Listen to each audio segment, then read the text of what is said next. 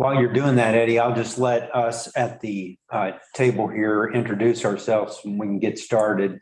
I'm Jeff Adams. I'm Community Development Director. If you haven't been on one of our earlier calls, welcome. I'm glad to be back. This is our first kind of public meeting, I think, of the TSP in live in person. So some are here and joining us, and they have coffee. We serve coffee this morning. So those out there, you're missing Sleepy Monk coffee. So I just want you to know that. So next one, maybe we'll get you in person. I'll hand it off. I'm Robert St. Clair, City Planner. Rick Hudson, City Emergency Manager. Karen Labonte, Public Works Director. And Chris Wilbur, Lieutenant, Kennet Beach Police. And go ahead, Mark, you want to? Mark Bates, local president on the Farmers Market Committee. Lolly Champion on this committee. All right, great. Well, thanks for joining us. And Eddie, I'm going to turn it over to you at least, or do you want me to go ahead and do the intro? Yeah. Why don't I introduce myself, Robin and Emily, and then I can't see the full gallery of who else is on the call. So if there's anyone else that would like to introduce themselves, that'd be great. But my name is Eddie Montejo. I'm a transportation planner at Parametrics, and I've been working with Jeff and others on this plan for a while now. So happy to be here, and I'll be talking about the draft transportation system plan. I'll hand it off to Robin. Hi, I'm Robin Shaletsky with Urban Lens Planning. I have been working with Eddie and Parametrics on the regulatory documents, and I'm just here to listen in and hear what the committee and the city has to say. So thanks for letting me be here. And Emily, if you like, you can introduce yourself. Hi, I'm Emily. I'm a transportation planner with Parametrics, and I helped out a little bit with the TSP, and I'll be taking some notes today. Awesome. Thanks, Emily.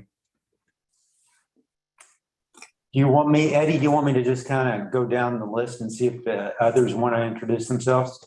Yeah, that'd be great. Thanks, Jeff. Yeah. Hey, Barb, since you were the first to arrive, would you like to introduce yourself? Hi, I'm Barb Knopp. I'm on the committee and I'm always number one. You are. You're always number one. Thanks, Barb. And then let's see, we've got Jeff. I saw Jeff come in. Hi, I'm Jeff Hazen with Sunset Empire Transportation District, the public transportation provider in Clatsop County. And he can then turn it over to Kathy because I see she's on the call. All right, Kathy. Get my mic. There we go. If we can get my mic unmuted. I'm Kathy Klezak and I work with Jeff and I work on the transportation options end of things. So all things other than driving a car around. So safe walking and biking paths, and thank you for having these meetings. All right. And Gail, I saw Gail, I think she was number 2 in the show up. Day late and a dollar short. I'm Gail Hendrickson, Clatsop County Community Development Director. All right, and Dejan? I'm Dan Didich. I'm with ODOT, the Transportation Planning Analysis Unit. I've been helping to review the work that's been going on. All right, great. Well, thanks. And I see Ariel from ODOT as well. Good morning. This is Ariel with ODOT. I'm the Region 2 Traffic Analysis Engineer, and I've also been helping review the documents. All right, thank you. And also, so Michael joining us. If Michael wants to go next. Yes, good morning, Michael Duncan, ODOT Planner, Project Manager. I sit on the project management team with the city and the consultant, and I work at the Transportation and Growth Management Program. That's the program that funded the grant for the transportation system plan. Thanks, Michael. And it shouldn't go overlooked that Michael's in on all of our project management calls, and so he's been a great partner throughout this. So thanks, Michael. And Shauna. Hi, I'm Shauna Beckman. I'm just with Ecola Thesis here to listen in. All right, thank you. And no, we had Emily. Lynette. Lynette Villagomez. I'm a Cannon Beach community member, also the North Coast Land Conservancy, and guess mostly I'm just listening in with a community member lens, equity lens, and environment. And thank you, Lynette. Thanks for joining us. And I think you have perfect attendance on these meetings, which I think very few can say that. So thank you.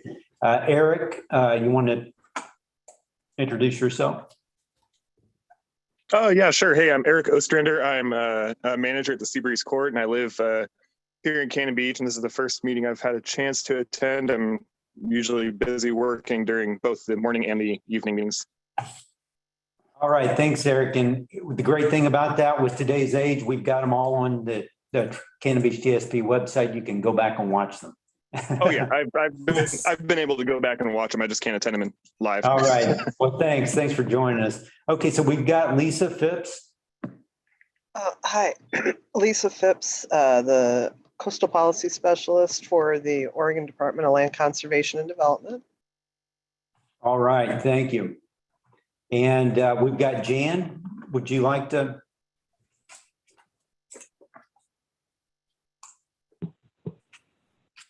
Hi, I'm Jan Siebert-Warmond, a very interested citizen, longtime living in Cannon Beach and very concerned about the changes that are being proposed here.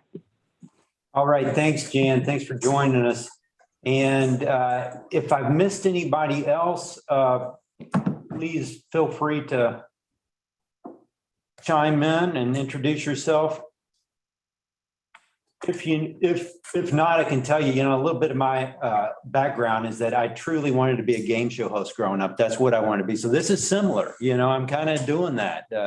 So this is as close as you get thanks to the Zoom era. So I'm going to hand it over to you, Eddie. And I think, or do you want me to go ahead and do the kind of intro slides?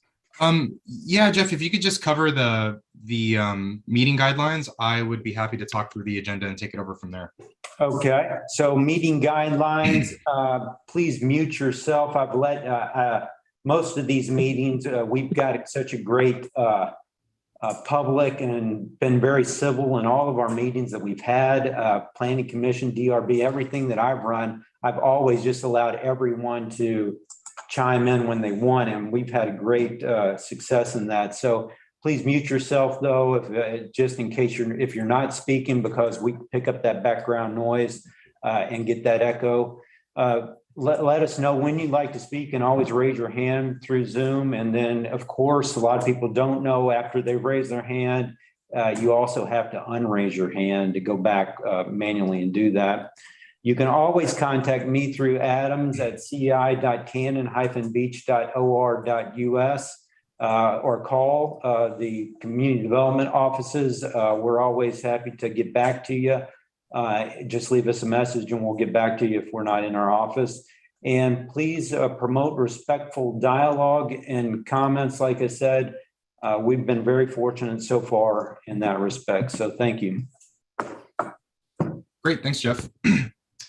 And yeah, let's jump into it, folks. So today is a pretty momentous day in the project, in the sense that this will be the last time that we meet with the PAC, with the Project Advisory Committee. We've met with you 4 times so far, and we're at the point now where we're just about ready to share the draft transportation system plan. So the plan for today is really to share just the overview of what the plan contains. I know that most of you have been coming along with us as we've developed the individual pieces that go in the TSP. But at this point, we want to just kind of provide a broad overview of all the stuff that goes in there, what's next, and if there's anything missing from your perspective. So there's going to be plenty of opportunity for your feedback during this meeting. And then even beyond this meeting, Jeff will be doing a repeat of the meeting later this evening. And that'll be open to the public, of course, so people can ask questions and learn more about the TSP. And then there's going to be some subsequent steps as well, where folks can get involved and let their voices be heard. So like Jeff was saying, people have been really constructive and helpful throughout the course of these meetings. So if at any point you have a question or something like that, I'll do my best to monitor the comments off to the side, especially if you raise your hand. That makes it really easy for me to see. But we'll reserve some time at the end as well, just to make sure that everybody has a chance to be heard. Okay, so first things first is the TSP context. So just kind of a refresher for all of you as far as what's been done to date, what the TSP is all about, and what's coming up next. So what is a TSP? So a TSP is essentially a policy document that jurisdictions develop per Oregon state law. And these documents basically help address transportation needs, not only the needs now, but then also future needs. So we're really looking out at a 20-year planning horizon. And we're looking at all modes. So what we mean by that is we're looking at all of the elements of the transportation system. So that includes, folks driving around, people walking, biking, using mobility devices like wheelchairs. And increasingly, TSPs are dealing more with some of these emerging mobility options. So you've probably seen scooters in other communities.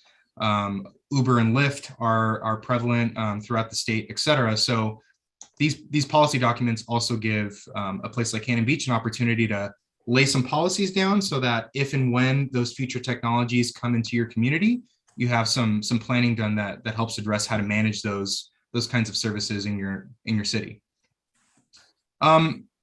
So the other thing is that the recommendations that are included in a TSP are typically come in the form of a combination of projects, programs, and also policies. So I touched on the policies just now, but in a lot of cases, the sort of meat and core constituent of a transportation system plan is a long list of actual improvements, capital improvements that we have helped develop along with your input as community members to help solve some of the known existing and future transportation issues in the city. And then moving on from the actual list of solutions, there's the funding options and implementation strategy. So the TSP also includes some planning and strategy around how to actually get things funded.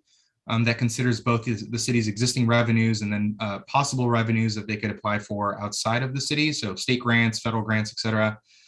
And an implementation strategy, which really just gets to sort of the order and priority that the city could pursue some of these individual TSP projects. Jeff usually has something to say about this, but I think it's always worth sharing that this is actually Cannon Beach's first TSP. So this is kind of new for all of us.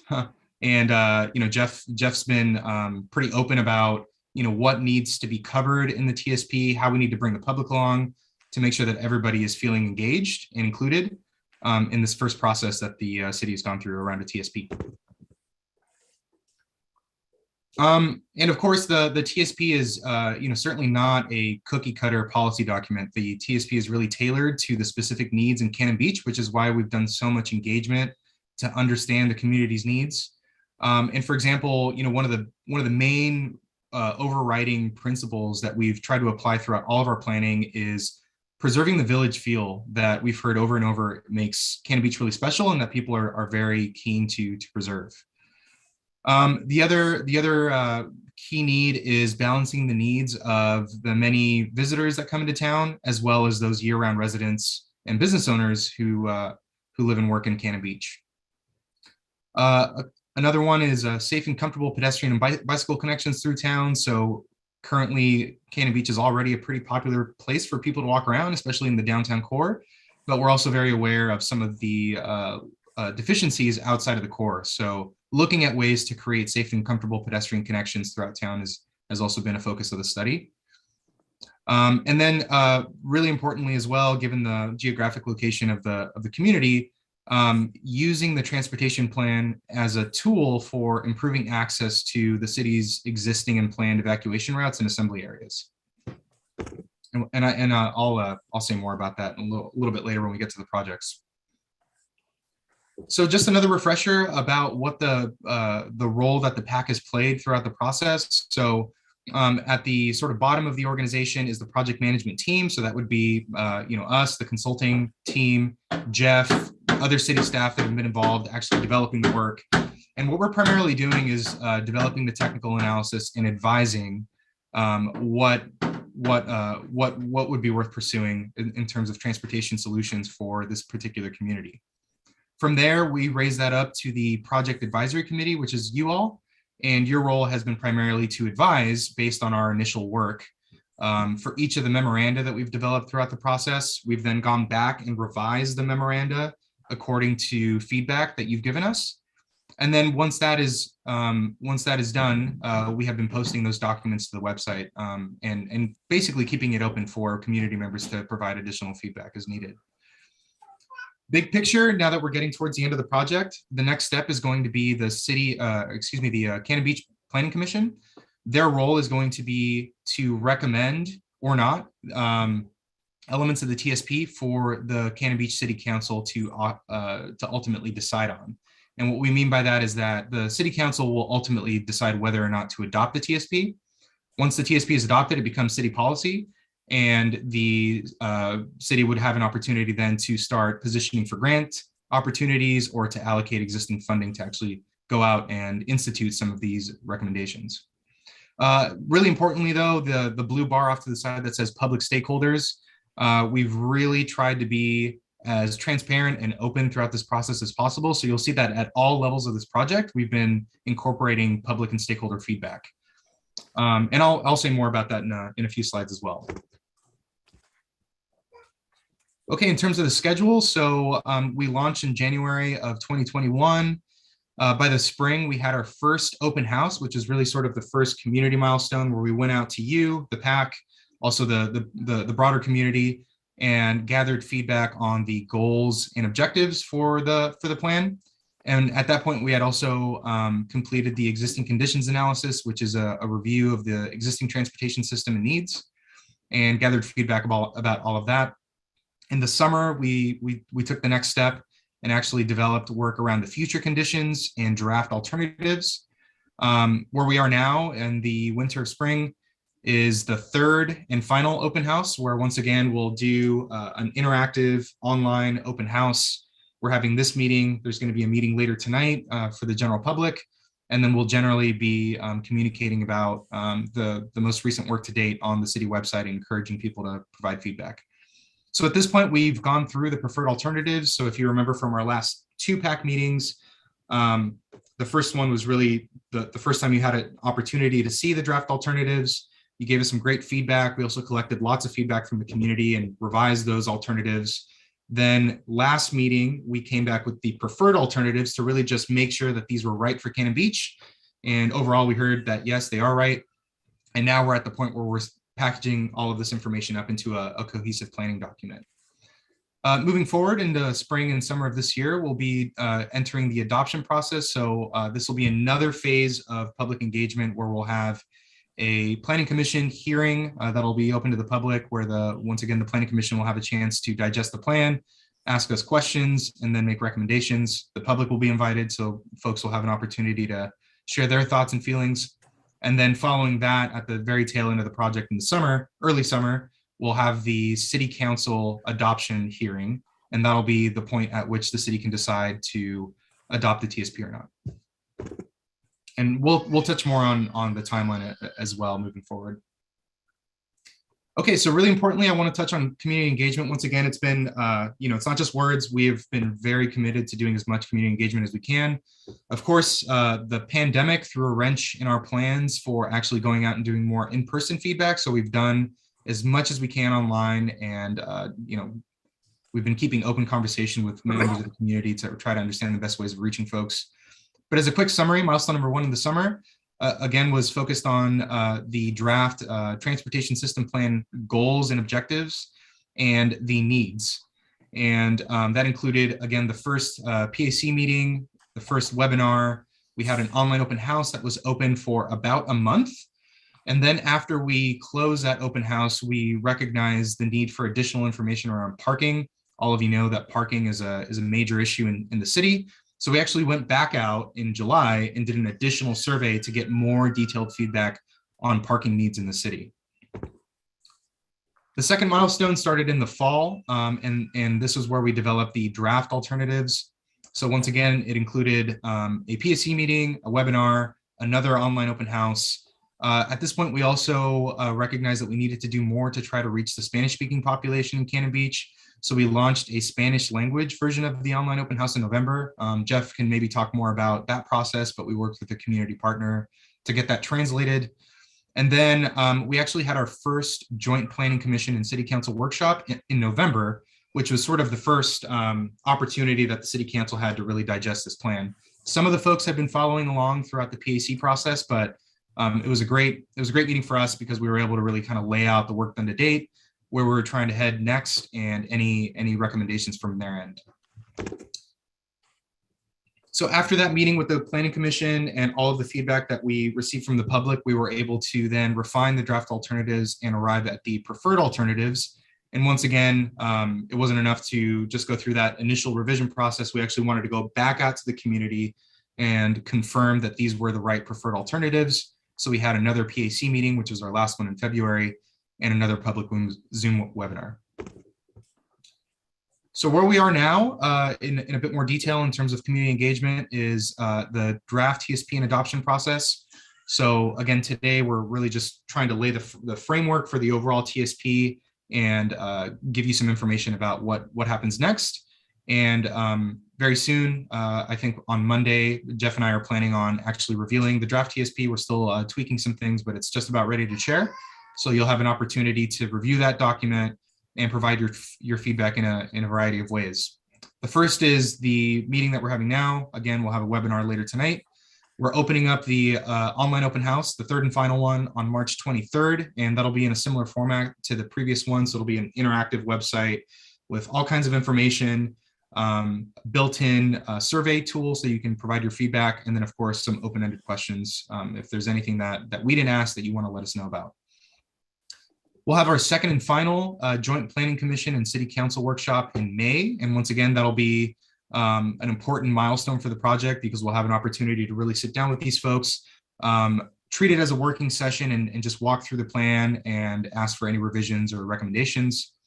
Once we finish that meeting and we collect all of the public feedback, we'll then revise the draft TSP into a final and adoption ready TSP. And then we'll take that back out to the Planning Commission. The Planning Commission will hear the plan in May, and we'll have an opportunity to hear from the public as well. Assuming that goes well, we'll revise the adoption ready draft, and then we will present that to the City Council hearing in June. And once again, at that point, the City Council will have an opportunity to decide as to whether or not to adopt the plan as city policy.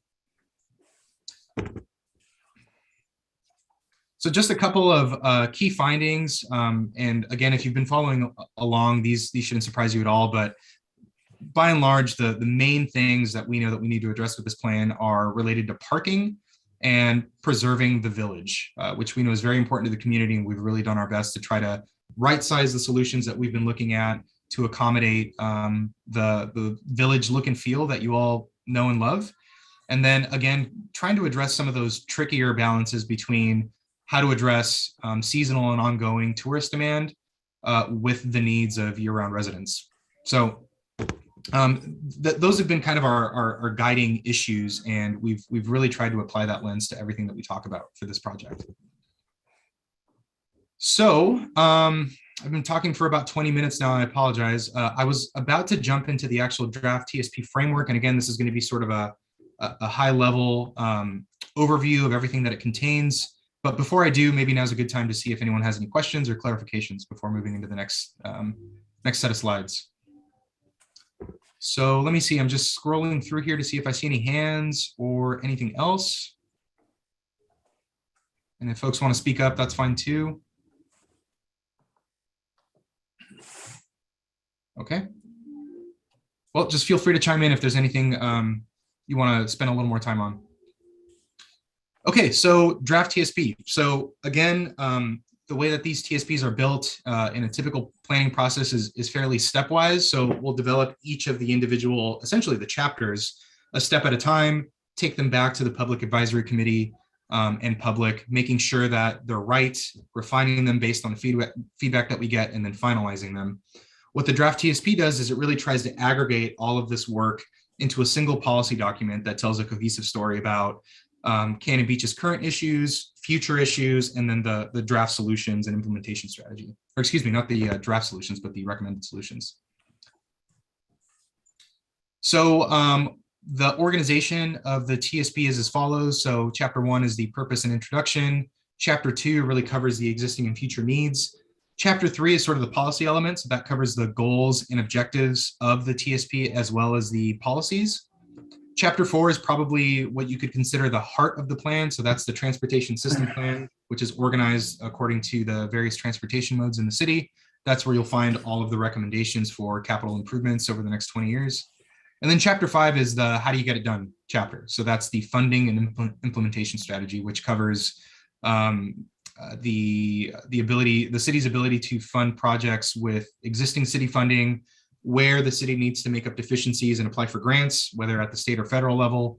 And then the implementation strategy also covers essentially the order in which you would prioritize these improvements based on the community's priorities and what's most achievable today and moving forward. So to touch very quickly on each of these chapters, and again, I apologize, this is pretty high level just because we have so much to cover, but if there's any of this that you'd like to talk more about, just chime in. But chapter 1 will cover the purpose of the TSP, which is essentially to develop that 20-year blueprint for the city to help guide investments and make sure that as the city develops and invests in its transportation system, it's really addressing the needs that the community cares about. It'll review the plan process. So much of what I just covered, how we sort of arrived at these recommendations in this policy document. The policy context, which will cover all of the previous plans and policies that exist in the city that precipitate this TSP, as well as some of the state requirements around transportation system planning. And then the study area, which is essentially the urban growth boundary for Cannon Beach. Chapter 2 is the existing and future transportation needs. So it covers a variety of topics. It covers functional classification, which is essentially the classification of different roadway types within the city. So those would be the arterial street system, the collector street system, and local streets. It'll cover existing and future needs related to actual streets. So for example, needs along Hemlock Street or Spruce, some of the needs on the south end of town, in the Tullavana area, et cetera. It'll cover the bicycle and pedestrian system, public transportation, freight needs, emergency response, and just overall safety. Chapter 3, goals and policies. Once again, we'll cover the goals and objectives and the policies. One thing to note too is that it will also cover the evaluation criteria.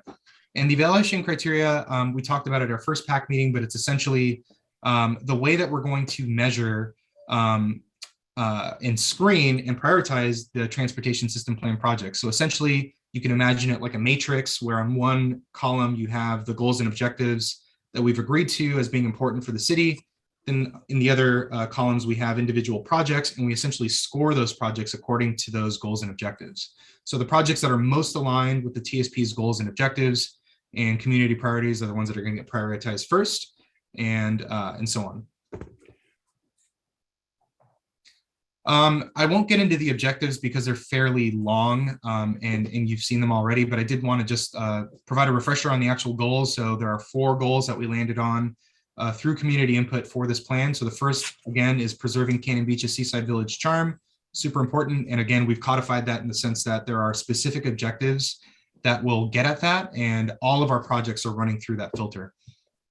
Goal number 2, once again, is balancing the needs of different transportation system users in downtown and midtown. And again, that gets at the balance between year-round residents and businesses versus the needs of tourists and kind of addressing that tourist demand.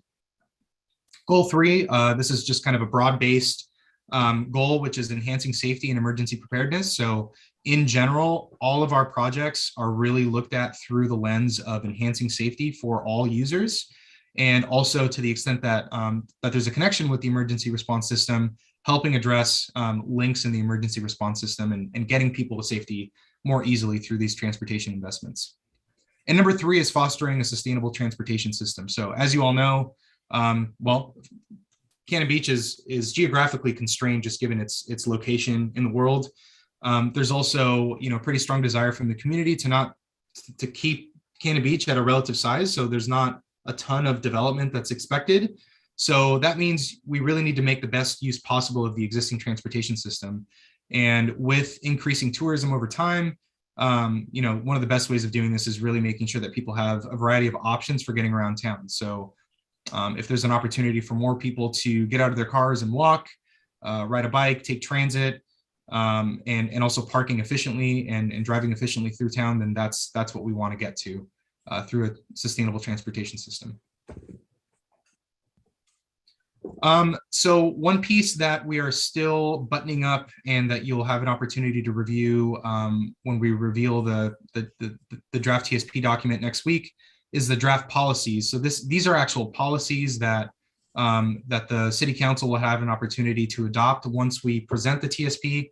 And the intent of these policies is essentially to allow the city to point to language in their city policies that help implement transportation system plan projects. So I included a couple of examples here just to give you a flavor of what these would look like. But for example, you all remember from the last two meetings that we've talked a lot about the pedestrian plazas.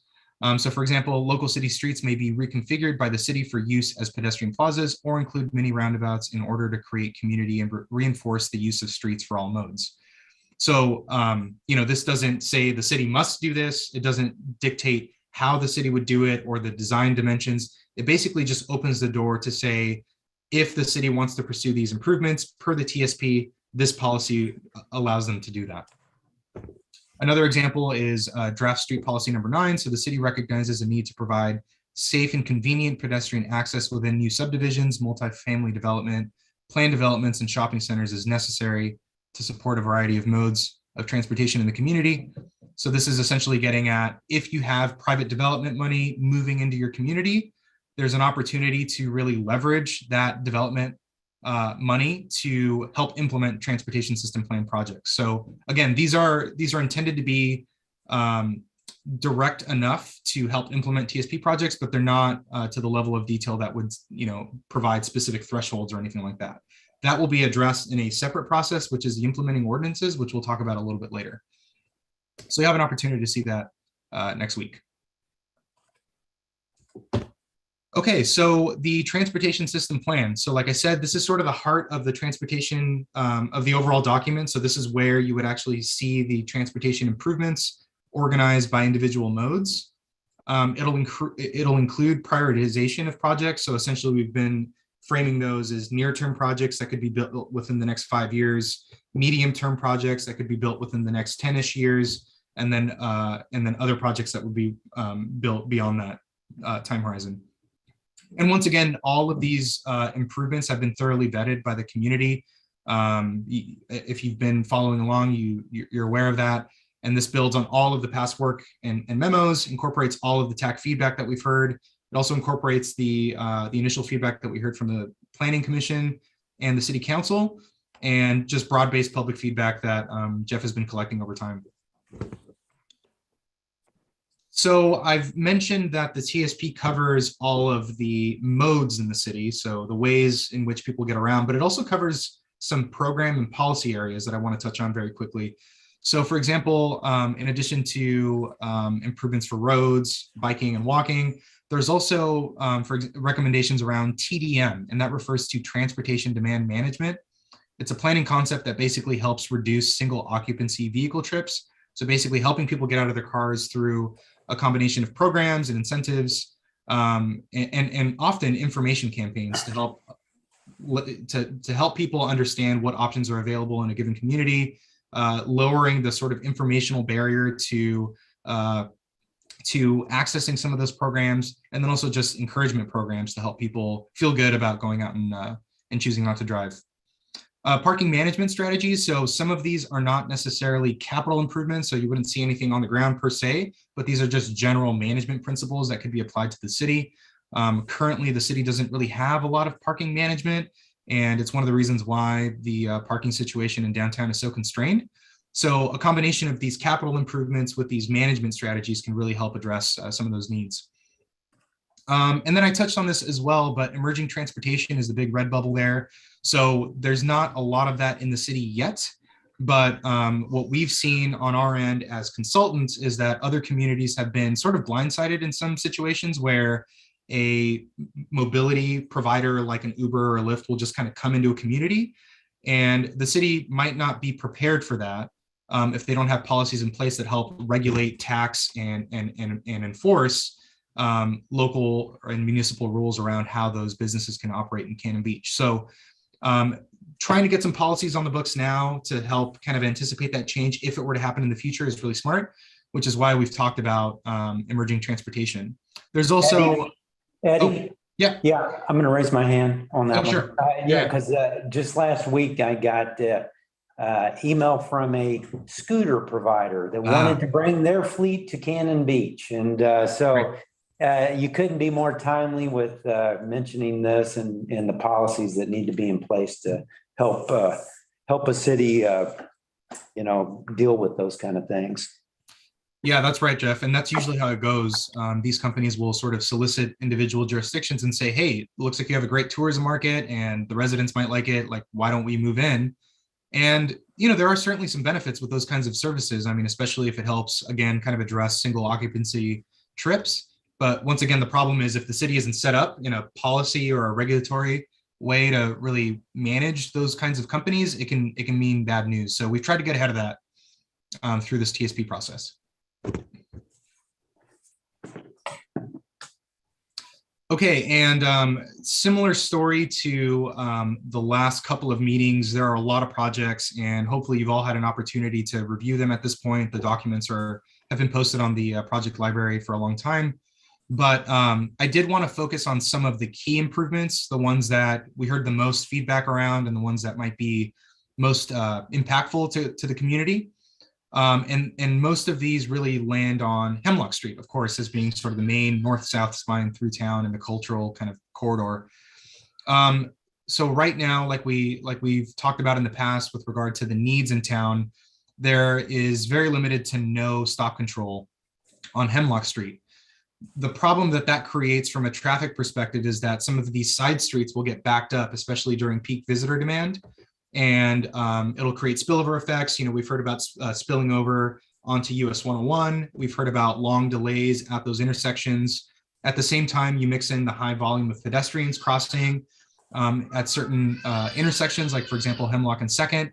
And it just creates a situation where there's a lot of activity. There's not enough throughput. There are long delays. And it just seemed like that was one of the key issues that needed to be addressed through this transportation system plan. The good news is that once again, we didn't want to propose signalization or anything big like that. We really thought that we could address most of these issues with some simple improvements in the form of four-way stops. So, for example, these are recommended at Hemlock and Warren, Hemlock and 1st, and 2nd in the near term. These are relatively inexpensive projects as well. I think each one was something in the ballpark of $7,000 to install. And based on our traffic modeling that we've done, it's showing that those would definitely help lubricate those intersections, reduce delays, and then basically just help control those intersections also for pedestrian movement as well. The one thing that we've also tried to be very careful about with any of these recommendations is, I just want to say it again, I've said this before, I don't live in Cannon Beach, I live in Portland, and the last thing that I want to do is sort of impose urban or Portland style recommendations in a small community like yours. So we've been really careful to provide a range of options that the city can pursue. So the TSP has recommendations, but they really kind of exist on a spectrum. And ultimately it's up to the community to decide how much to invest in a particular problem. So the lowest sort of investment would be these four-way stops. They would have relatively little impact because, we're just talking about four-way stops here. But the one thing to note is that in our modeling, that also shows a lower long-term benefit. So it would generally improve service at each of these intersections. Although at the very long range, say 30 years from now, you might need to look at that intersection again. So it's something to consider. On the top end of that spectrum, we also found that there's FHWA guidance for these things called mini roundabouts. And again, if you've been to the last two meetings, you know about this now. These would fit within the relatively narrow right-of-ways that exist in Cannon Beach and are relatively inexpensive to build compared to a traditional roundabout. Of course, though, these are higher cost and would have a higher impact. There would need to be a lot more community discussion and hearings to make sure that this is right for the community. But the benefit here is that from a long-term perspective, you would essentially totally address all of the delay issues at those intersections. So in transportation modeling, there's a measure that we use called level of service. And level of service basically refers to the throughput at a given intersection. So for example, a level of service A means basically no friction whatsoever. You can get right through the intersection. And an intersection with a score of F means complete gridlock. And when we modeled the mini roundabout at all 4 legs of the intersection, we basically had a score of A over the long term. So again, this is not for us to decide as consultants. It's not even up to Jeff. It's really up to the community. But these are essentially the range of options that we've identified in the draft TSP to address that issue. Another key recommendation, and actually probably the thing that we heard the most support for overall, was the idea of a pedestrian plaza. So initially we recommended a pedestrian plaza on Hemlock between 1st and 3rd Street. This would be an area where traffic would not be allowed to travel through. That area or that right of way would instead be reclaimed for pedestrian uses. So you would have opportunities to implement street seating, restaurant space, special event space, etc. And it's the kind of thing that you've probably seen in Europe, or for example, in this picture here, this is a pedestrian plaza in Laguna Beach. But it's something that a lot of beach communities have done throughout the United States. It's great for a lot of reasons. I mean, first of all, it will help address the circulation issues that happen downtown. I know all of you know this, but what happens now is you have lots of people circling around downtown looking for a parking space. And this would essentially help address that, because you would first of all not let cars go through, and you would effectively reduce parking in those areas. So people would have to go park somewhere else. These areas would really be for locals to enjoy their community, for tourists to hang out and have some food or enjoy the shops, and could be a great strategy for also boosting the viability of local businesses. When we took this idea out to the public, I'll be honest, I was a little bit surprised, but generally people really loved this idea. They really like the idea of sort of a town center for Cannon Beach and kind of reclaiming that space away from the tourist traffic and reclaiming it for locals. And similarly, the Planning Commission and City Council were very supportive of this idea as well. What they recommended, and what we've included in the TSP, is you don't need to do this all at once. Once again, these are improvements that are really going to come down to what the community wants, and you don't need to write anything in stone. So the idea is, why don't you try a temporary installation of something like this using some movable bollards, signage, temporary things that can easily be taken away if it doesn't work out, and do it on a limited basis. So the pilot project would be between 1st and 2nd Street. From a cost perspective, it wouldn't be too expensive to do. The only thing would be, once again, working that through the community, making sure people want to try this. But it's the kind of thing that could be tested out in the relatively near term. And if it works, potentially it could be considered as a longer term solution for Cannon Beach. So again, there are many improvements to discuss. We don't have time to talk about all of them today, but I would encourage you all to take a look at the project website, cannonbeachtsp.org. All of this information is uploaded there, and you'll find that the transportation recommendations are in the form of maps and tables that look like this. It also includes planning level cost estimates. So we develop basically unit cost estimates for each of these projects to give you all a sense of what these would cost. And then we've also included a column for recommended priorities. So once again, near term is within the next 5-ish years, long term is longer than 10 years, and then medium is somewhere in the middle. And there's lots more information about what that all means in the plans. And like I mentioned also, the actual draft TSP document will be uploaded in a few days' time. So you have an opportunity to look at it as one big package. Parking management. So this is, of course, probably the key issue in the community, just because the constraints downtown are so bad. And really what we've identified is that there isn't a single improvement or a single change that is really going to help address this. What's really going to make a difference in Cannon Beach, once again, is a broader parking management program. So that would include a variety of strategies that could be implemented over time, tested out over time, to try to get to something that's more accessible and comfortable for not only for residents, but also for tourists. So I'll actually skip to the next slide, which includes the full kind of list. So we're talking about a variety of changes here. The first, and probably the easiest, is striping on-street parking stalls in downtown and midtown. So One thing that we've seen is that right now there's very limited marking for existing stalls in downtown. And that's not a problem for locals because locals know how to park in their own community, but tourists will tend to park very inefficiently, and you've probably all seen this: haphazard parking, taking up 2 spots, that kind of thing. So simply by marking the parking stalls, you can really help organize the system a little bit better and actually eke out some additional spaces. Another recommendation is installing clear, legible signage for on-street parking stalls, so making it very clear where you can park, where you cannot park, and helping, once again, making sure that people aren't abusing on-street parking space and not parking in places that they shouldn't be.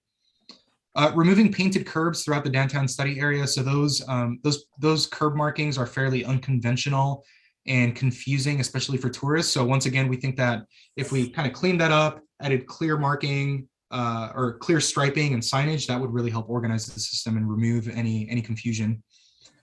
Designated employee parking locations on and off street. So we've heard from the business community that it's very important that their employees have an opportunity to park near their premises.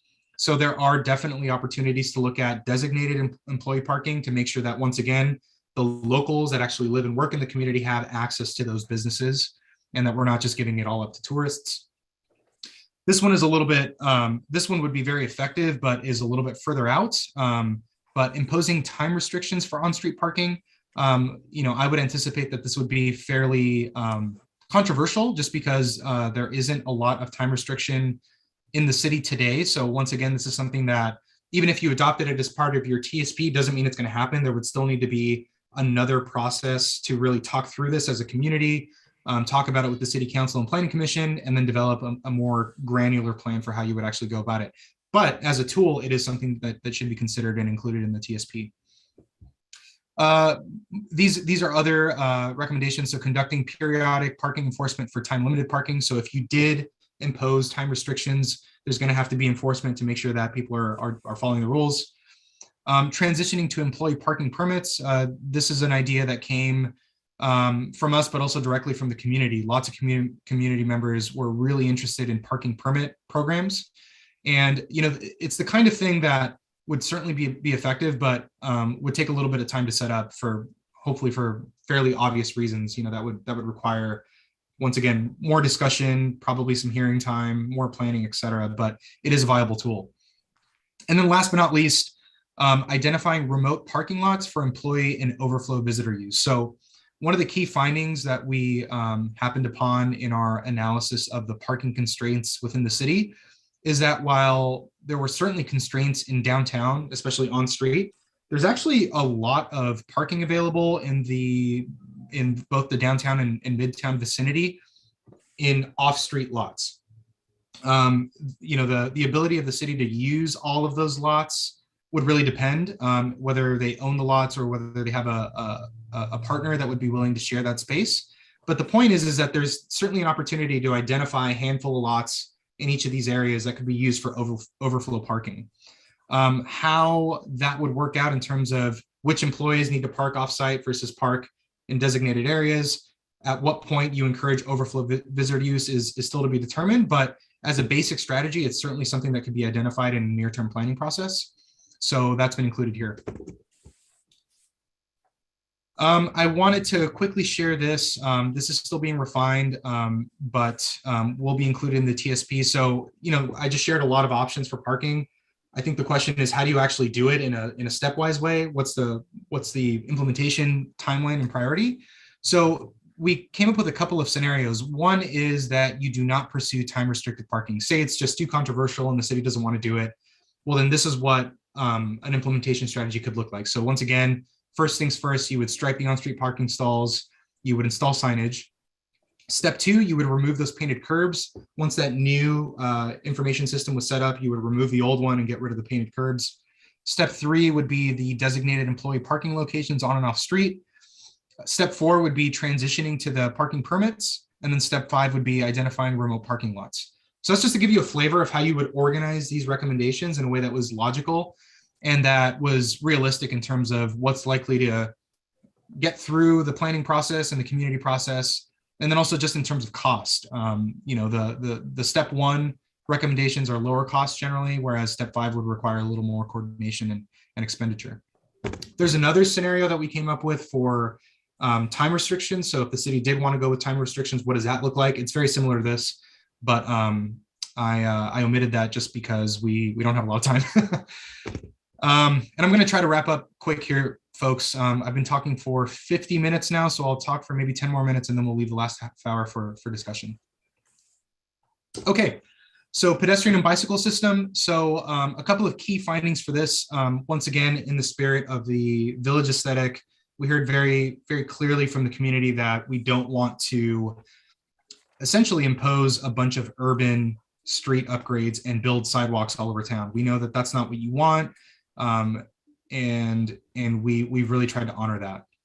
So as an alternative, one thing that we've talked about over the last couple of PAC meetings, and I think you were all pretty supportive of this idea, was doing a combination of shoulder improvements and multi-use trails. The top image there shows a side path. So these are paths that have been implemented in rural communities. It gives you a lot of the same benefits as a sidewalk, but it's a lot less impactful in terms of the look and feel. So you're not talking about a grade separated sidewalk. It's at grade. It can be constructed fairly inexpensively using existing shoulder space. And essentially what it consists of is some striping and some compacted gravel to make sure that it's ADA accessible. But that way you would actually designate some space for people to walk and bike safely without having to go and build sidewalks. In places where it makes more sense or where it's off the street system, of course, you would consider multi-use trails. And in our planning, we've also looked at opportunities to link those multi-use trails with the evacuation system, mainly to facilitate better access and more comfortable and safe access to the assembly areas within town. So these are the suite of bicycle and pedestrian facility improvements. So we've recommended a multi-use trail from 2nd Street to Monroe Street. Spruce Street has really been identified as the main bicycle and pedestrian route. It's already sort of a residential route with lower vehicle traffic, so it makes more sense to have people, encourage people to bike there as opposed to Hemlock Street where it's already pretty constrained. The S-curves multi-use bypass, we've heard mixed feedback on this. So some people, particularly those that are more confident on a bicycle, feel like it's fine and people bike on it. Other people have said, of course, it's a pinch point and it's dangerous. So we've identified a few sort of small scale improvements to basically improve the shoulders through that area to make it a little bit safer. And then South Hemlock S-curves improvements, Sunset to Yukon. So that's kind of the second side. And then the South Hemlock shoulder improvements. So that's basically the south end of town from Yukon to Mar. And just making some basic improvements to once again help designate that shoulder space and make it a little bit more safe and comfortable. To see what this all looks like, I would like to show you this. So this is the preferred north-south bicycle pedestrian network. So it's everything that I just shared on the previous slide, but on a map. And the key takeaway from here is that one of the key needs that we heard from the community and in our own analysis was the need for a consistent north-south connection. So currently, if you want to get north-south on a bike or walk, you have to traverse a variety of segments that are less than ideal. So what we've tried to do is create something that, again, is appropriate for the village context. We're not proposing a whole bunch of bike lanes or anything like that, but something that's meaningfully safe and relatively low cost. The other thing that you'll see on the map are these assembly areas. So the city recently updated its emergency evacuation map. So these evacuation areas should be up to date. Rick, I know you're on the call. Let me know if anything looks off, but you'll see that basically the two assembly areas really in the city and not off to the east of US 101 are close to Haystacks Hill and at that southern end of Spruce Street. So once again, we've tried to connect Spruce Street as the main sort of north-south segment. There's also the multi-use trail in green to the east there, but that would connect directly to that evacuation area. From there, you see that, hopefully you can see the dotted yellow line, which is the US 101 Spruce Haystack Hill Trail connection. So that would be an actual trail connection to get to the blue line, which would be the S-curves bypass. So the bypass was identified in the city's parks master plan, trails and parks master plan. We adapted it a bit to align more with the evacuation needs in the city, but basically you would be able to get directly to those evacuation areas on foot or by bike, and also accessibly, which is really important.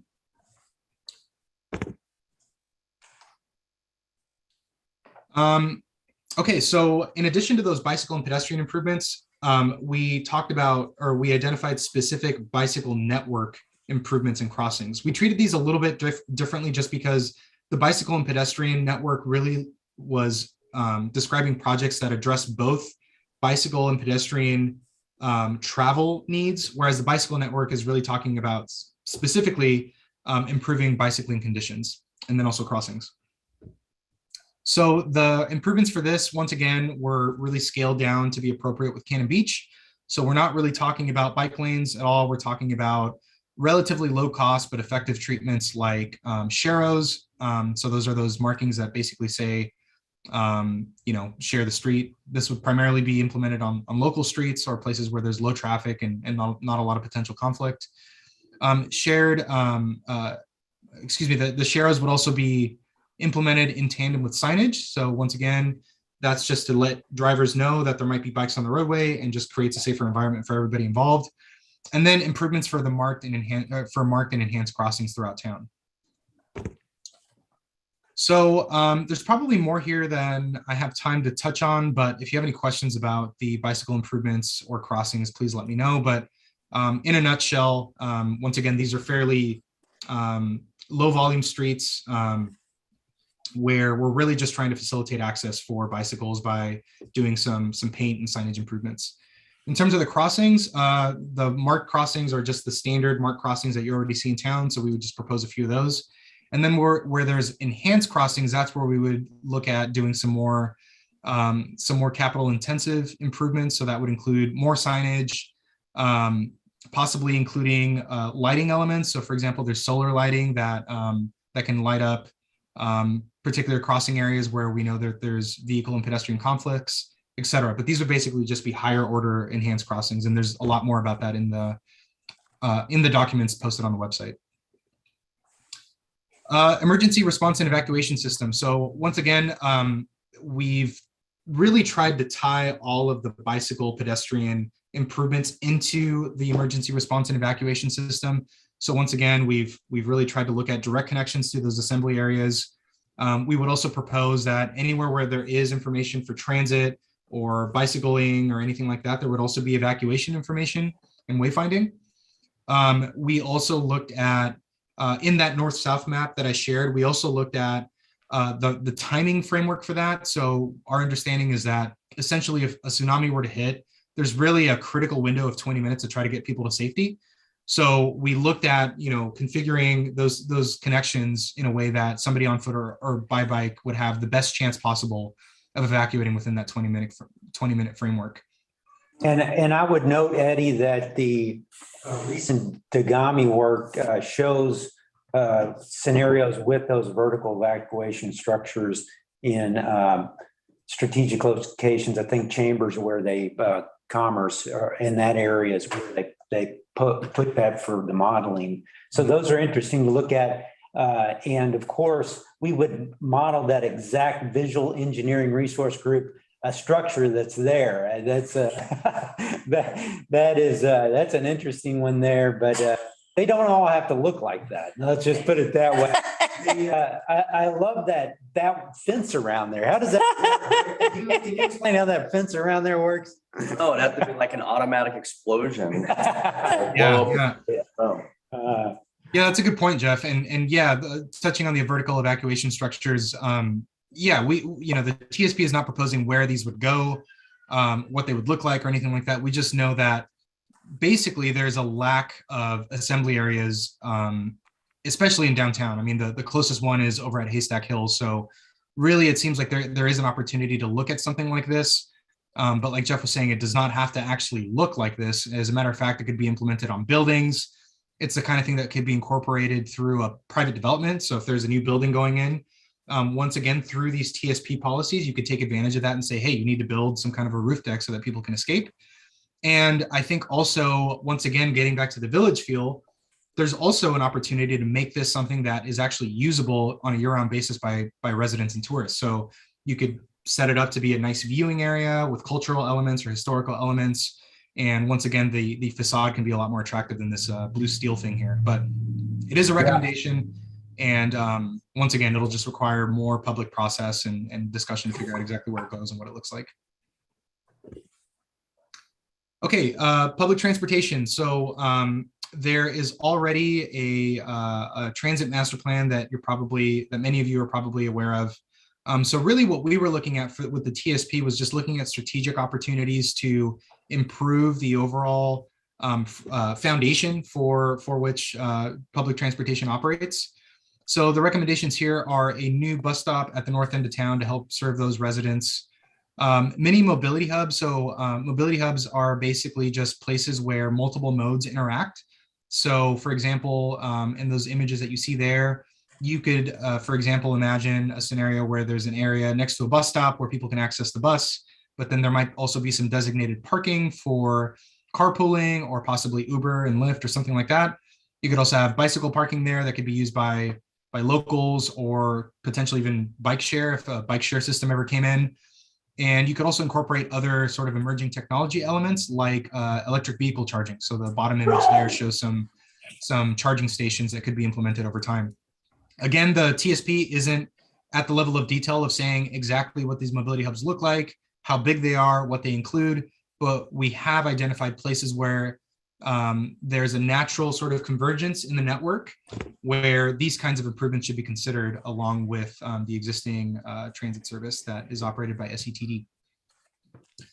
Some of the other recommendations are really just carried over from the transit master plan. We're just kind of reinforcing them in the TSP. So increased intercity service. So you're all familiar with some of the intercity services that are out there, but sometimes the frequency isn't great on the weekends, for example. So some recommendations around that. Circulator shuttle, I'm aware of a shuttle that is operated in the city.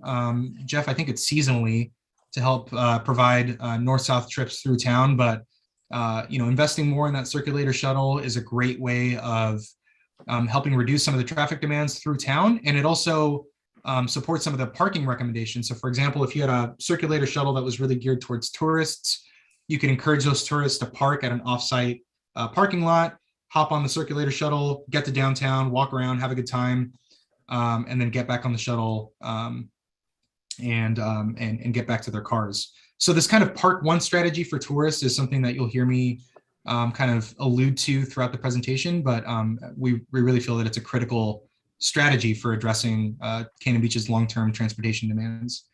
And then lastly, this is not something that has been implemented in the city, but as is recommended as an option, which would be an employee shuttle. So if there was enough demand for something like this, an employee shuttle could operate in a similar way. You could have a couple of key stopping areas where employees would get on the shuttle and then get transported into their places of employment. So once again, we're running a little short on time, so I'll skip through the actual list, but I think that's a pretty good overview of what we're considering here. Okay, and I think I've also touched on this emerging transportation technology. So again, we're not recommending scooters or anything like that. We're recommending that the city adopt policies to help manage these things as they come online. So we do have a policy to encourage potential future scooter and bike share, once again, because this can really help with addressing transportation demands downtown by getting people out of their cars. Policies for regulating those scooters and bike share programs, policy to regulate ride hailing companies like Uber and Lyft, and then EV charging stations. So policies to basically help shore up the future of Cannon Beach's transportation infrastructure. And then transportation demand management, I gave kind of a poor description of what this was previously, but there are these programs that the city could pursue. So campaigns to encourage visitors to travel to and within Cannon Beach by modes other than driving. A parking permit program could be included in this. The sharing of traffic data could be a useful way to help inform people of the best times to come into town or not. Camera parking monitoring programs, for example, can also be used, once again, to help inform locals and visitors of what's going on in the city to help kind of manage that demand. and then a curb management program, once again, to help make sure that people are parking and accessing land uses appropriately, and that nobody is taking advantage of existing curb space. Freight improvements, there was really only one recommendation that came out of all of our analysis, which was that there's a shortage of designated short-term loading zones for delivery trucks. So again, the TSP doesn't get into the level of detail of identifying where those loading zones are, but we do recommend that the city pursue this and designate some of those loading zones to make sure that commerce can flow freely through town in a way that is balanced with these other multimodal solutions. I'm almost done. And then chapter 5, implementation. So the fifth and final chapter of the TSP really just gets to, okay, now that we've laid out all the projects, how are you going to go out and actually implement these? And the first component of that is the funding plan. So what the funding plan does is it looks at the last 5 years of the city's transportation revenues and then uses that as a baseline for projecting out the funding that the city is likely to have over the next 20 years. We then add up all of the project costs for the TSP recommendations, and then we compare those two numbers. And then from there, we identify the projects that are most important that the city would likely have the money to implement over the next 20 years. And those are your cost constrained projects. So once again, they're cost constrained because it's likely that the city will have the funding to build them, and they're the most high priority projects that we've identified. Anything that doesn't make that cut goes into the next bucket, which is the aspirational projects and programs. So these are projects that are either too expensive for the city to build and require the acquisition of state and federal funds through grants or other opportunities, or they were just low priority enough to where they didn't really make it into the cost constrained project list. So once again, aspirational projects are your long-term projects and projects that will require the city to go out and actually get outside money to build. The implementation chapter will also provide information on the funding gap. So once again, the gap between the city's existing funding and what it's going to cost to take to build all of the TSP recommendations. And then it'll actually provide some recommendations for local funding sources that the city could tap into or institute. And then also grant-based funding sources from sources like ODOT, FHWA, and FEMA as well, because we have tried to incorporate that emergency response element as well. So that is it. Thank you so much for letting me talk at you for over an hour, but yeah, I'd love to reserve the rest of the time to really open it up for discussion. And again, this is intended to be kind of a higher level description of what the TSP is. At this point, we've done a lot of work with you all to identify those recommendations, so we feel pretty good about that. So really the question to you is just in general, how's this feeling?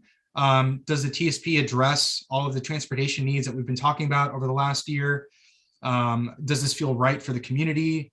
Does it respect the village aesthetic? And as always, is there anything missing? So yeah, with that, I'd love to open it up for discussion, comment, and question. Mark's gonna find out. Mark? Yeah, go ahead. How do I do this? You're doing great. Just had one question on the time restricted parking.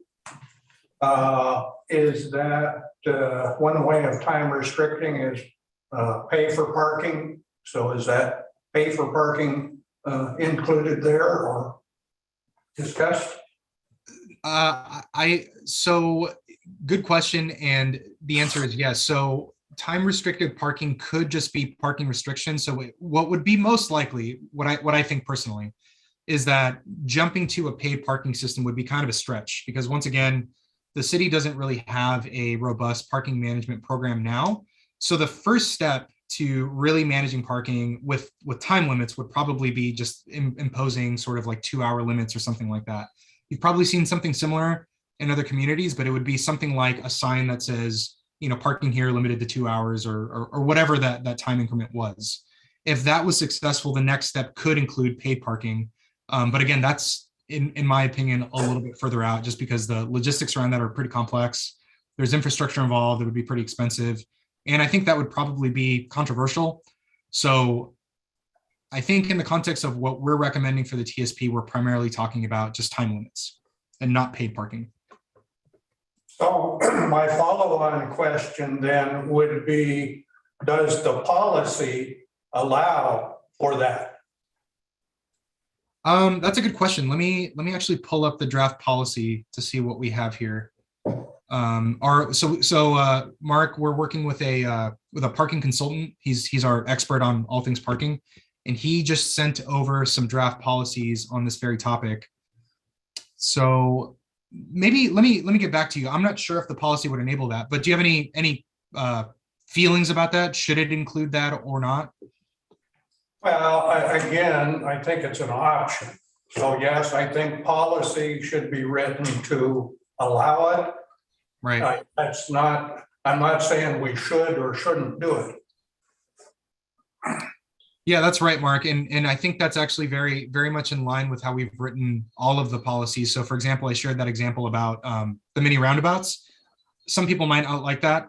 What we've heard so far is that most people are in support of it, but the policy doesn't direct the city to build mini roundabouts. That's going way too far. What we want to do is we want to give the city an option so that if we get to a point where that seems like the right solution and the community's on board, there's policy to support that. So I think it would be similar with the parking. We could certainly write in something about paid parking in a way that creates that option but doesn't require it. Yeah, what I also like, Eddie, about Mark's comment is that it should have that range of spectrums that we talked about on each one of these, that incorporates, we may not see this in the next 10 years, but maybe in 20 years, we may get to that. I saw like the policy slide that you had earlier, we haven't even seen these, the staff and the PAC hasn't really even seen these policy options yet. That's something that we'll be kind of vetting, and the public as well for these coming meetings. And the earlier slide you mentioned had planned developments as an option. We just struck planned developments from our ordinances right now. And so, those are the kind of things that when we start reviewing these and looking at these policies, we do want to take into account 10 years from now and 20 years from now of how this can be incorporated or may change as we develop. And the one thing that I think I want, as a planner, want to keep in mind is that each one of these are just a kind of markers. We're developing these as it's not going to be written stone. And so this is a spectrum, gives you different cards you can play in the future, depending on needs and the assessment of your needs as the community changes. That's right. And Jeff, to build on your comment really briefly, just for the benefit of everyone on the call, these TSPs, there's a regulatory element to them for sure, and they, once adopted, they do become city policy. But in practice, it's rare that they become these sort of stagnant things in the community. I mean, often communities, almost as soon as they adopt one of these things, are looking at ways of tweaking them and changing them and modifying them. So they carry a lot of weight because they set the baseline for what the needs, priorities, and solutions for a given community are. But in no way, shape, or form are we trying to constrain the city's options. So you're right, Jeff. I think this is going to be an evolutionary process, and once again, it's really rooted in what the community cares about. So at this point, what we're trying to do is just basically break open the box and provide the broadest effective menu of possible treatments available, and then kind of take it from there, based on where the community wants to go. I have a question. Yes. Yes. Yeah. You have mentioned about the plug-in for electric cars. With the way that we see the world is going, I would like to see that we consider greater emphasis on that particular thing. And the other thing that we never talk about the Rick's area of expertise, the emergency, we don't talk about the earthquake prior to the possible or the eventual tsunami. Mm-hmm. I think that there needs to be more looking at the earthquake, because I feel that personally, having lived in South America and gone through 2 horrendous earthquakes that also created a tsunami, but the damage of the earthquake before you could do any of the things that are laid out here, have not been considered? A couple things that have been considered that are not necessarily in the traffic safety plan are, first of all, seismic valves on all of our water tanks. That's a public works project that's been a long time talked about and now implemented and moving forward.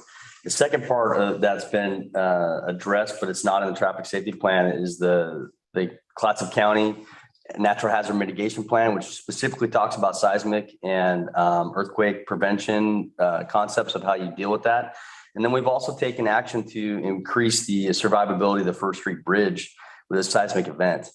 So a lot of those things don't necessarily live in this environment, but a lot of them are in different areas and different conversations that happen at the state and federal level. And they're definitely happening here at the local level.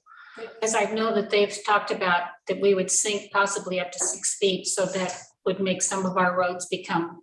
That's correct. And that's what some of these roads, when it comes to liquefaction, become very, very challenging when it comes to actually driving vehicles. And so that's why getting the traffic safety plans involved in the evacuation paths and making them very vibrant. And some of those things are expensive concepts, but they're really critical because you're not going to be able to drive around the town after the earthquake. It's going to be on foot and maybe mobile devices with bicycles or other items. And that's definitely in this plan when it comes to improving how we connect the city all the way through Spruce, and then even the green area that goes behind the S curves. It's really critical to make sure that we focus on doing that, because that's going to be the travel path after a seismic event. And not only that, but just to have Rick sitting on the same call as Jeff Hazen from Sunset Empire Public Transportation, Gail from the county, and connecting to public, what the county does for each one of our jurisdictions as well. So it's having us in the same room and reading those same documents and connecting the dots on each one of those, I think, is crucial. Yeah. Yeah, agreed. And Rick, I really appreciate your involvement in the project so far, because, you know, I think you're probably the reason that we ended up drafting those redundant connections to the assembly areas for the very reason that you just described. You know, the likelihood that driving is viable after a major earthquake is low. So we knew that even if we were going to propose improvements on the trail system, we probably need redundant connections. So if you remember the map, folks, it kind of goes like this, you know, so that hopefully helps shore up, you know, people's chances of getting to safety if there was an impact like that. So yeah, it's been a good process, and it's been good coordination between the various city departments on these overlapping issues. One more question, if I may. Of course. We're seeing this across the world with cities and throughout a lot of the tourist areas, particularly along the East Coast, et cetera, where we limit the amount of people that can come into town at a time with signage saying, thanks for thinking of us, but we're full. Have we ever considered that? Because as the population tends to seem to be migrating this way west, how much can we really handle without totally losing our coastline to an overabundance of people coming in? And I think that there are ways to monitor that are out there already and being successfully done in many communities across, not just in the United States, but across the world. Have we looked at any of that to moderate the 10,000 tourists on one day in town? Because then the town becomes totally inoperable for everyone. That has been mentioned at a few of these meetings, you know, and I do know that even national parks, state parks are also going to attempt piloting some of those in some areas. Very successfully too. Yeah, I think that, you know, these are things that will be, you can do that through many means that aren't just, you know, limiting the number at the town. You know, parking and other things also limit some of that. So yeah, I think that's part of what our leaders need to be looking at in the future. So it might be something that we could bring to an agenda at some point. Thanks. Anyone else have anything? Yeah, Jeff, this is Les Sinclair. Can I speak for 1 minute? Sure. First of all, my compliments to everyone who's worked so hard on this. I think you all have done a really, really good job of balancing the divergent needs and desires Um, I think in general, what you're proposing looks really good. I know there'll be a lot of discussion, but I think generally you've done a good job of hitting the bullseye on what's possible. I also like the notion of presenting a range of options, just like you just said, Jeff. I appreciate that. The one thing that occurred to me is a little bit different, but it actually probably occurred to me, Jeff, because you mentioned you got this letter from the electric scooter people. We have never defined, as far as I know, what the difference between a motorized versus non-motorized vehicle really is, and how that would apply to any of these bike routes or sidewalks or anything else. And I think that's important. It may not be part of the transportation plan. Maybe that's just a city policy, but it struck me that there are places where those are appropriate and there are places where they're not. And I've already seen that abused to some degree. So I wanted to bring that up right now. Thank you. Excellent, Les. Yeah, I worked out in the mountain towns. Almost all of their trail networks, they have a motorized or non-motorized kind of designation as part of their sign. It's a really good point. And that kind of gradation on which paths or which trails should go which way really does make a big difference on safety and other issues. Eddie, I have to first say that we do have a hard deadline at 10 because we have municipal court coming in here. Oh, okay. So I'm sorry about that. But the conversation will continue tonight at 6 o'clock for anyone who didn't get their comments in. Yeah, and thanks for your comment, Les. I think that's an astute point, and I have seen abuse of trail systems with scooters and such. So, I mean, I think it's a timely topic, especially if folks are reaching out. So we should definitely think about that. If we can wrap it into the TSP, we will. But if not, it sounds like it's certainly something that Jeff is also thinking about and can work into his work. I appreciate that too. For wildlife, I'd hate to see the electric scooters go everywhere. Yeah. Yeah. Well, hey, folks, let me just share something with you really quick. So the next step in the process is really the adoption process. So we're developing implementing ordinances right now. So the TSP will be submitted for adoption, and that'll include the plan document and the policies, right? And then separately, there's going to be implementing ordinances. So these are actually amendments to your municipal code that would help sort of facilitate some of the TSP improvements. We're keeping those on separate tracks because we do think that there's a strategic reason to keep them apart. The TSP on its own, I think, is pretty solid, and I think is likely to be adopted. The implementing ordinances, we just don't know because we haven't touched code so far in this project. So now that we're making some suggested amendments to the code process, we want to make sure that there's enough time for the community to talk about that. So we're keeping them on slightly separate tracks, but just so you know, that's what's happening. In terms of next steps for the TSP, we'll provide DLCD, the State Land Use Authority, notice of adoption on April 21st. We'll have our second Planning Commission City Council meeting in May. We'll have our final Planning Commission hearing on the 26th, where they will decide to recommend or not the TSP to the City Council. We'll revise the plan one final time, and then we'll have a final adoption hearing with City Council on June 7th. So my big takeaway here is please participate, please show up. Once again, we want to be as transparent about this as possible, and this is all open to the public. So yeah, stay engaged and let us know what we can do to make this plan a success. So yeah, and Eddie, can I just say really quickly, we were hoping to have the online open house, so you got the slide up. Yeah, so we hope to have that out on Monday. We'll be getting that word out as well. We would love you guys to push people there, share that, links. And then I appreciate Eric and Robin and Michael for the great work they've done so far for Cannon Beach as a consulting team. And always the PAC and the public for coming out and getting the word out. And thank you guys for being Mark and Lolly for being here in person.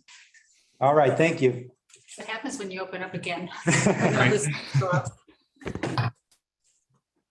Anything else, Eddie? That's it for me. All right, thanks, everybody. Thanks, everyone. Can't just leave this. Oh, yeah. Thank you. Thank you for all the work.